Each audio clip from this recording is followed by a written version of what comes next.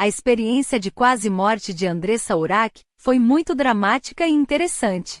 Andressa relata: minha família é evangélica há mais de 20 anos, e minha avó morreu tentando me converter e aceitar a Deus e a Jesus. Mas eu era incrédula, não acreditava em nada. Eu tinha uma personalidade forte e agressiva. Passei toda a minha vida sendo julgada e criticada pelas pessoas do meu bairro. Era um ambiente onde um queria derrubar o outro.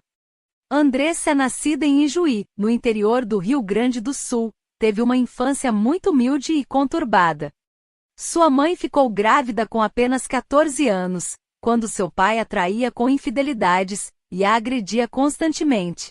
Devido ao fato de Andressa ter nascido mais morena do que a família de seu pai, que é de origem alemã, foi abandonada por ele ainda recém-nascida, acusando sua mãe de traição. Quando tinha 1 ano de idade, sua mãe iniciou um novo relacionamento. Aos 2 anos, sua mãe a deixou para poder trabalhar e viver com um novo companheiro, e então Andressa foi criada pelos pais de seu padrasto, mas mantinha contato frequente com sua mãe que a visitava. Revelou em entrevistas ter cultivado rancor e ódio pelo abandono paterno, mas após sua conversão, conseguiu perdoá-lo. Andressa possui 7 irmãos de meio sangue por parte de pai. Andressa começou a fumar cigarro aos 11 anos de idade, e aos 13 começou a fumar cannabis e tomar bebidas alcoólicas. Quando sua mãe descobriu que ela estava usando drogas e álcool, a levou para Porto Alegre e a entregou para ser criada pelo pai, que até então não conhecia.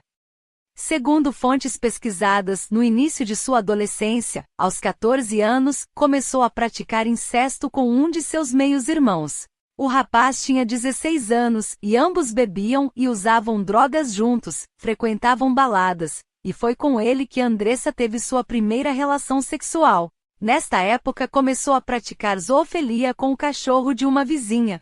Essas informações foram recolhidas de várias fontes na internet e no YouTube. Andressa revelou que antes de ficar famosa começou a trabalhar como stripper em boates de São Paulo, percebendo que poderia ganhar mais dinheiro na prostituição. Quando então começou a trabalhar como garota de programa pelas ruas da capital paulista, conseguindo posteriormente ir trabalhar em um bordel ao ver o anúncio no jornal. Seu pseudônimo como garota de programa era Imola, por conta de suas curvas que chamavam muita atenção.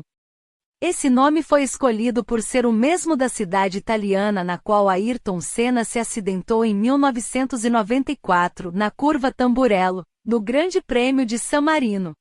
A artista revelou que conseguiu ficar muito famosa quando saiu do bordel, quando, através de um cliente, iniciou-se na prostituição de luxo, quando ele lhe apresentou a uma agência que negociava garotas de programa com empresários ricos, o que a levou a frequentar festas de celebridades como acompanhante de luxo.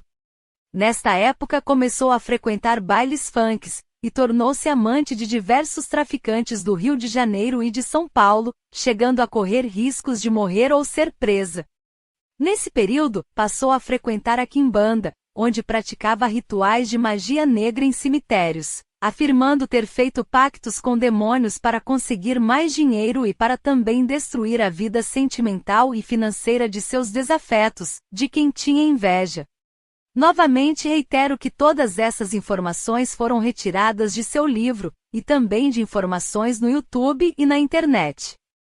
Andressa revelou que começou seu vício em álcool e drogas no início da adolescência, tendo passado por 3 colapsos orgânicos por intoxicação severa, 2 ainda antes dos 18 anos, quando frequentava festas eletrônicas, sendo a última crise de intoxicação grave em 2011, em uma festa com celebridades. Colapsos de intoxicação decorrentes do uso diário de bebidas alcoólicas, cocaína, LSD, metanfetamina cristalizada e cola.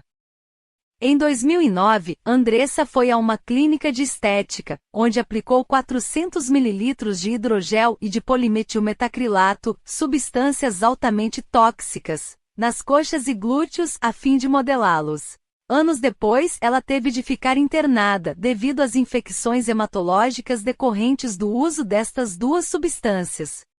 Relatando mais detalhadamente, a situação se desenvolveu desta forma. Em julho de 2014, começou a diariamente apresentar febre, manchas e hematomas pelo corpo.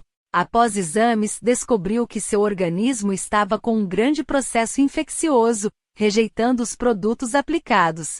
Extremamente vaidosa, Andressa, sem consultar o médico, optou por fazer uma lipoaspiração para retirar os produtos, mas por ser altamente resistente, os mesmos não saíram completamente, ficando resíduos grudados nos músculos. Em 28 de novembro de 2014, voltou a apresentar um quadro infeccioso, e as dores nas pernas não passavam com nenhuma medicação. Com autorização médica, realizou no mesmo dia uma cirurgia para tentar retirar as substâncias de seus músculos, recebendo alta. No dia 30 do mesmo mês, em uma visita na casa de sua mãe, Andressa apresentou mal-estar e dores nas pernas. Às 10 da noite começou a vomitar e desmaiou, tendo sido levada para o Hospital Conceição, em Porto Alegre, onde passou por uma nova cirurgia na tentativa de retirar tais produtos do corpo. Andressa passou a correr risco de morte ou amputação das pernas. Após a cirurgia, foi entubada e ficou internada na unidade de terapia intensiva, recebendo doses cada vez mais fortes de antibióticos, pois seus rins haviam paralisado momentaneamente. Andressa entrou em coma, mas conseguiu sair 2 dias depois, passando a respirar sem ajuda de aparelhos, e 11 dias depois recebeu transfusões de sangue devido à anemia profunda, pois perdeu muito sangue nas cirurgias que fez. Após 11 dias fazendo fisioterapia respiratória, pôde sair da unidade de terapia intensiva e passar o Natal com a família. Já sentindo-se melhor, não quis fazer repouso e, em uma atitude rebelde e contrariando a mãe, viajou para Santa Catarina para passar o Ano Novo com alguns amigos na praia, o que posteriormente agravou muito sua infecção sanguínea. Em 27 de fevereiro de 2015, apresentou novo quadro infeccioso, sentindo dores e queimação nas pernas.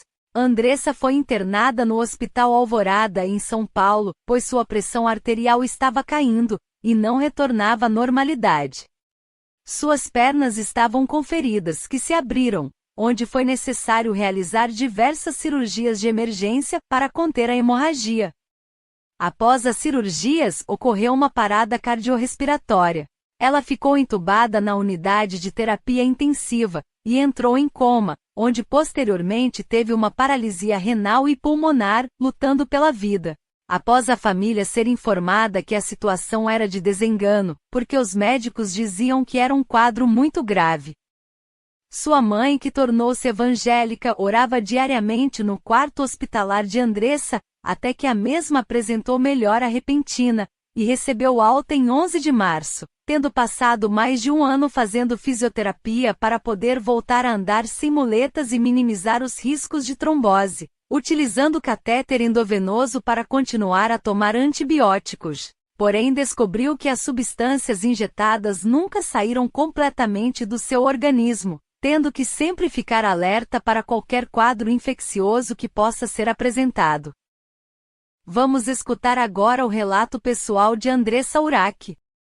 Eu cheguei no hospital público com a pressão arterial muito baixa, e estava entrando em um processo de morte. Minha pressão estava em 7/3, eu sentia dores muito fortes, que eram constantes e também vomitava muito. Não havia condições financeiras de pagar um hospital particular. Eu retirei minhas joias e disse a senha do banco para minha mãe. Falei para ela que com certeza eu não ia sobreviver. No momento do desespero, até um ateu pede ajuda a Deus, e foi isso que eu fiz. No momento da morte, não existe como pedir ajuda humana.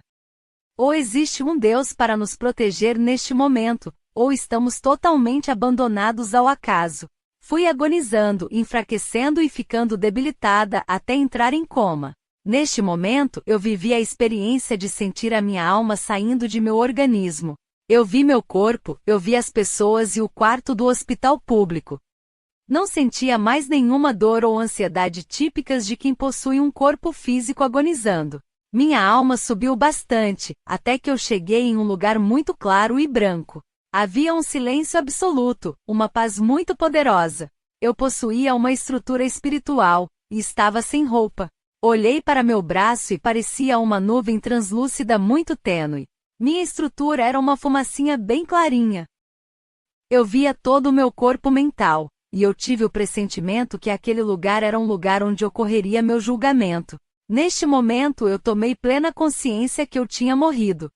A minha alma ia ser julgada, e iria ser conduzida ou canalizada para algum lugar espiritual. Eu tive uma revisão de minha vida com uma velocidade incrível, e vi o grande acúmulo de cargas negativas com muitas ações deploráveis que eu tive durante minha vida. Eu tinha a consciência espiritual com uma supermemória de cada detalhe de toda a minha vida. Meu espírito estava avaliando e julgando cada detalhe de minha vida terrena, e isso é uma lei espiritual que temos de nos submeter. Eu percebi que eu não merecia ir para um reino espiritual elevado. Era responsável pelas escolhas que tinha feito, e teria uma consequência para isso. É um tribunal com leis espirituais, onde a própria alma julga sua conduta na terra, e depois é canalizada para a dimensão que merecer. Era um ambiente branco e claro com uma névoa branca e só tinha eu lá. Falar a palavra tribunal de julgamento é uma forma imprecisa de tentar explicar. Minha consciência seria meu próprio juiz. Não tinha como esconder nada, nem tentar manipular o julgamento. Eu tinha feito muita coisa imperdoável, porém, maltratar e gerar sofrimento nos outros, foi a pior de todas as coisas. Eu também vi quando eu agredia meu corpo, com o uso de substâncias ilícitas, toda a degradação que vivia diariamente. Então vi uma força muito brilhante e irradiava uma radiação de amor e acolhimento. Neste momento eu tive a certeza de estar diante de Deus. Eu senti vergonha, e uma sensação de indignidade diante de algo tão puro, e eu não tinha coragem de olhar para Deus. Pedi muito perdão àquela luz amorosa por tudo de mal que eu fiz, e queria ser salva, mesmo sem merecer. Eu não acreditava em Deus até aquele momento, e estava diante do Criador, e aquele momento era um instante do julgamento final. Então, eu vi minha alma retornando para o meu corpo, e eu estava 3 dias em coma. Os médicos já haviam me desenganado. Foi notícia em todo o Brasil e em algumas partes do mundo, porque eu era a garota que tinha tido um caso com o jogador mundialmente conhecido chamado Cristiano Ronaldo, e eu tinha ganho o vice-campeonato do Miss Bumbum no Brasil.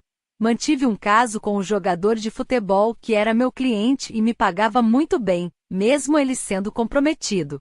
Eu chantageava o jogador, pedindo dinheiro para não revelar o caso para a imprensa, mas como mesmo resolveu não mais ceder às ameaças, contou tudo aos jornalistas. Quando adoeci por possuir um vínculo com Cristiano, a notícia se espalhou pelo mundo.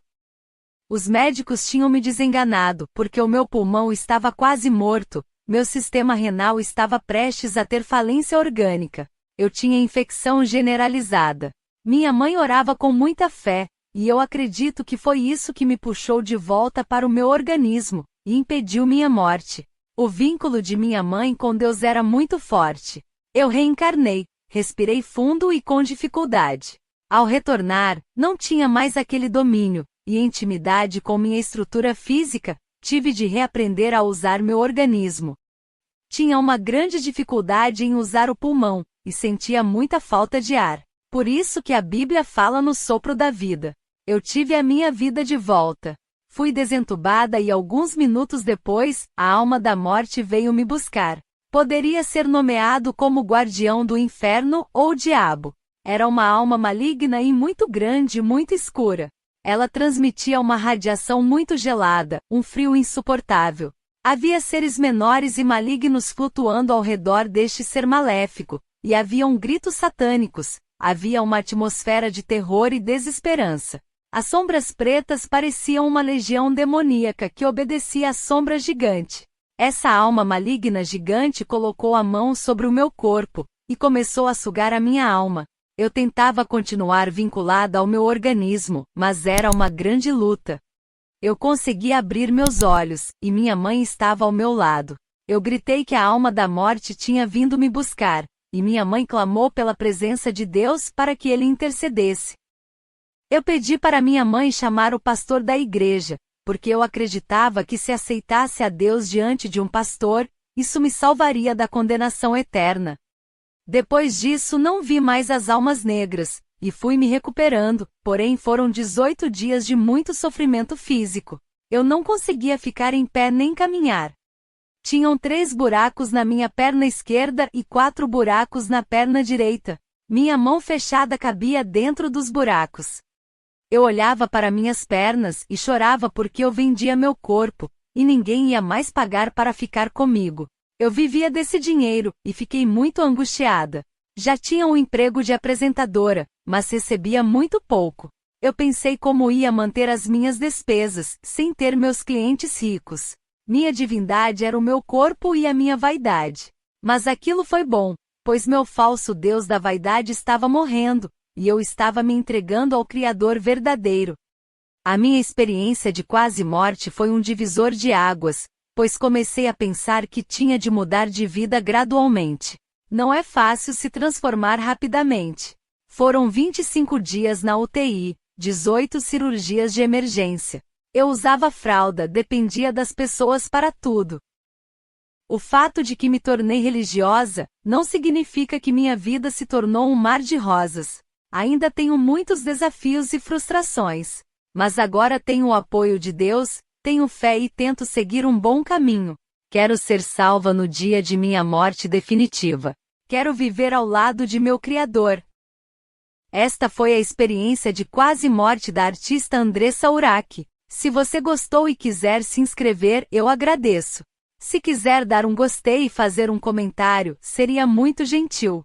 Obrigado.